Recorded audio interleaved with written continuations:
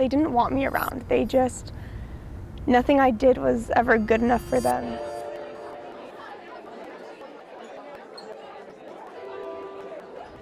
It got to the point to where people would actually tell me to kill myself. They would bring knives to school, or they would break a piece of glass and give it to me and be like, "Oh, hey, go do what you do best. Go cut yourself. Go kill yourself. You're stupid. You shouldn't be here." And it was super, super hard to go to school every day and to know that you were so unwanted, and to know that there was nothing you could do to make people like you.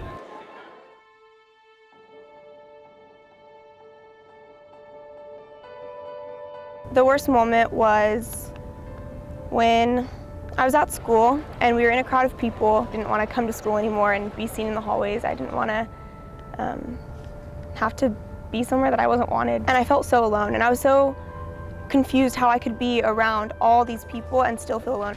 And it got to the point to where one night, it was a Sunday, I thought, everyone's right, I'm not good enough. And I just started thinking about all the things that I lacked.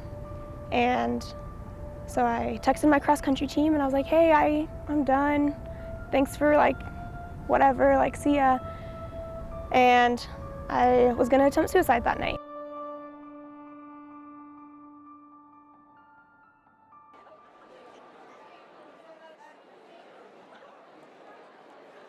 And my friend, I don't know who, but somebody got a hold of one of my coaches, and they came to my house and got in contact with my mom, and he took care of me.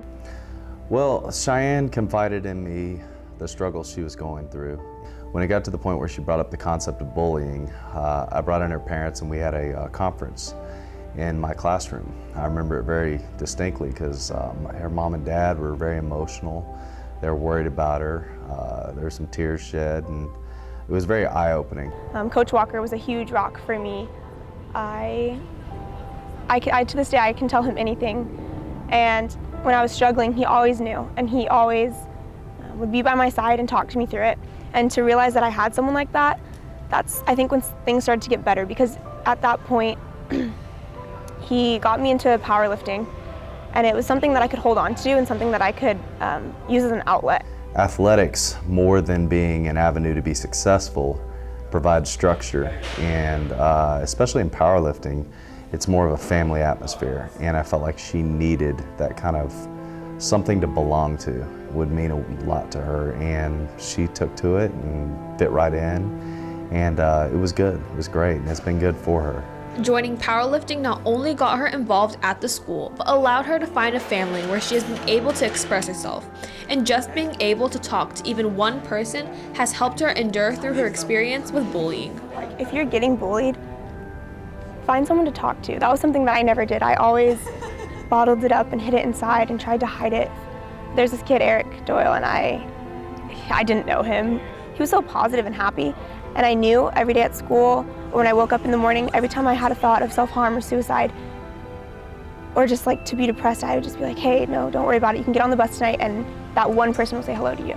And it was just that one person. It wasn't a lot of people. It wasn't any big significant thing. It was just the fact that every time I was struggling, I knew that I could go turn to that one person. And he didn't know that he was helping me.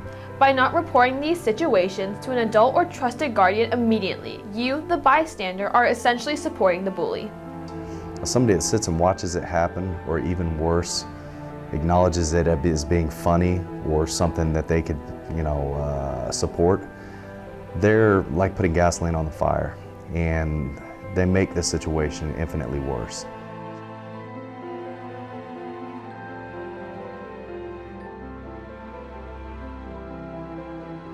People being bullied definitely need to report it or talk to somebody about it, because if you leave a problem sitting there to fester, it'll only get worse.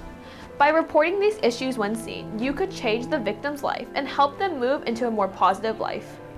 Know that life has a hopeful undertone, and that if you just hold on, it gets better. That's the one thing that I never wanted to hear when I was going through it. "Oh, it gets better." That was the thing that I hated most.